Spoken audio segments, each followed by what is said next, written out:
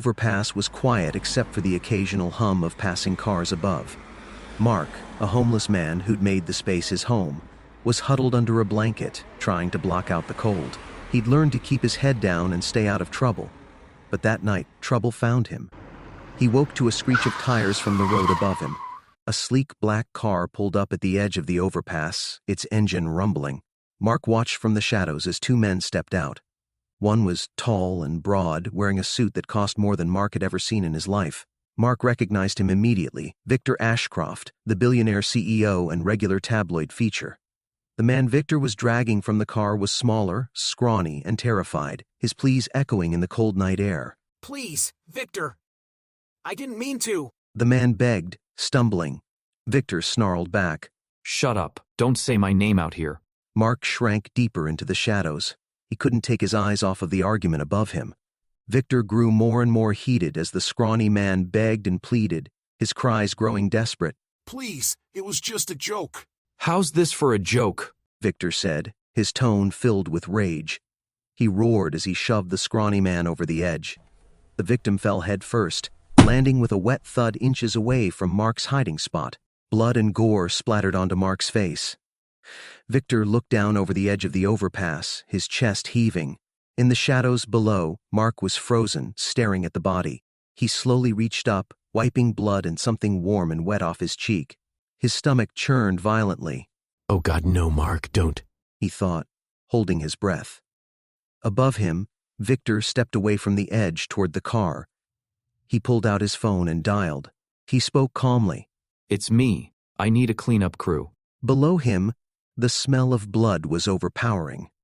Mark covered his nose, but the blood on his fingers made it worse. Mark gagged. Silently, he kept repeating the same thought to himself. "Hold it in, Mark. Hold it in." Above him, Victor continued. No one saw. Just a body. Send the guys." Then it happened. Mark gagged, the sound echoing off the concrete of the underpass.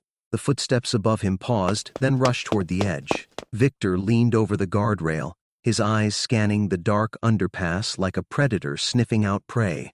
"Is someone there?" Victor called, his voice carrying a sharp edge.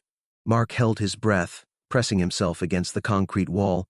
His heart thundered in his chest. "I know you're there," Victor said, his tone now eerily calm. "Come out, and maybe we can have a little chat." Mark's mind raced. If he stayed hidden, Victor might leave, but if he didn't. Victor put the phone to his ear, speaking again, but quieter. Mark wasn't able to make out what he said. Victor continued to watch from his perch, his sharp gaze lingering on the shadows where Mark hid.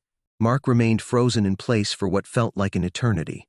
Finally, he climbed back into his car and drove off, the roar of the engine fading into the night. Mark sat there, shaking, trying to figure out what to do. He couldn't go to the police, who'd believe a bum over a billionaire mogul.